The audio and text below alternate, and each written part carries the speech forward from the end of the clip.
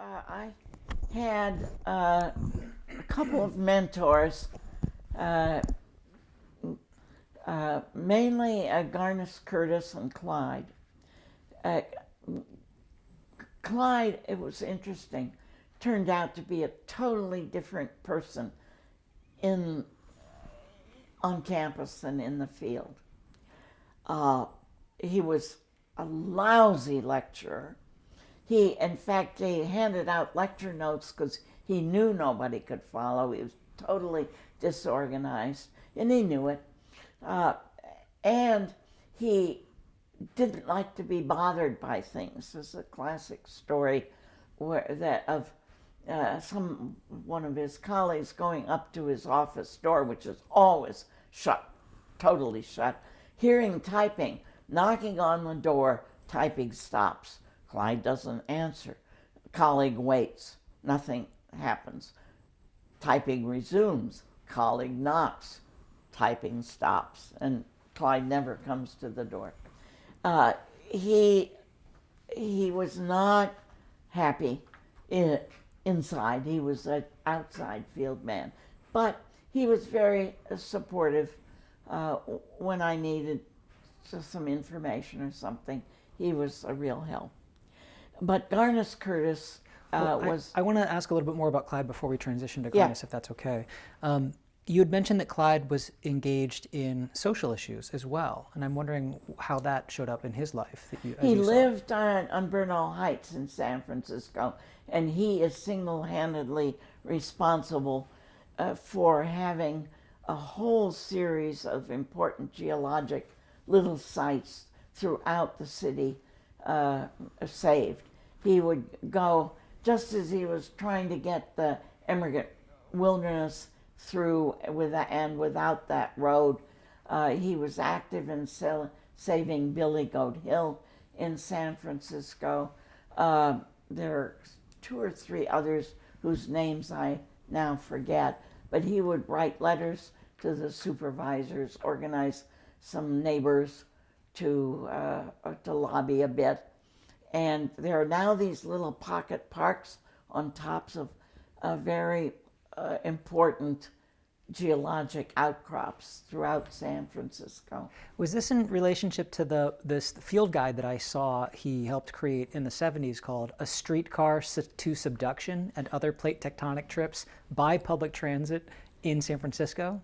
He wrote that originally for a mid-60s meeting of the American Geophysical Union, AGU. It is indeed 3, 4, 5, 6 field stops in San Francisco in the Marin Headlands, and it's by streetcar because Clyde didn't drive. And he always had grad students drive him, and so he was very, very energy conservation minded long before it became culturally the thing to do. And he didn't drive. He rode the streetcar. He took the streetcar to campus every day, and he, as that wonderful book, it's still available. Shows you can take a streetcar to half of those sites, and I eventually led field trips to all those sites, but half of them are now not available or built on or whatever. Oh, I had seen that perhaps for some other sort of AGU meeting, there was eventually a digital version created just recently. Just recently, a group of people put together a streetcar too, and it's a digital version that's updated new sites and something more about what's happened with the ones that Clyde had. He was marvelous, you know. He led a lot of field trips around the Bay Area for extension, not only the High Sierra ones. They were interesting. The various obituaries that I saw written on behalf of Clyde mention him as a kind of Renaissance man. interested in art and music, and I'm wondering if you can talk a little bit about that aspect of his personality. He played the piano well. He was very, very fond of Mozart and other classical composers, and it didn't show up so much when he was in Berkeley, but later on, when he led a summer field camp that I can talk about.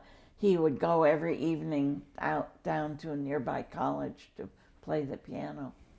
He was very, very much the Renaissance man. Broadly interested in many things. In preparing for your and my discussion here for your oral history, Doris, I read in 1989 he received from the Geological Society of America, the GSA, a Distinguished Career Award. Mm-hmm. And it was upon the speech for receiving that award where he publicly came out and said... No, it was in the mid-'80s. Oh. In St. Louis, as it happened, when he publicly came out and talked about being a gay man in geology, and when he received this Lifetime Career Award, a most incredibly moving speech, which is available online, I think. And he talked about his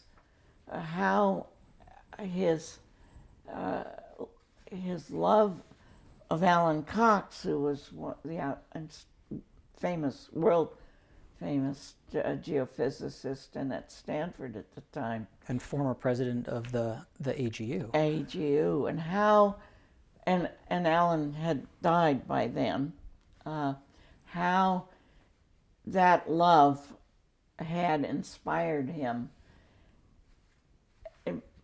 Alan had been his muse, as it were, and how it had made him the person he was. It was an incredibly amazing speech. There were other closeted gays in geology who later came out and thanked Clyde for that.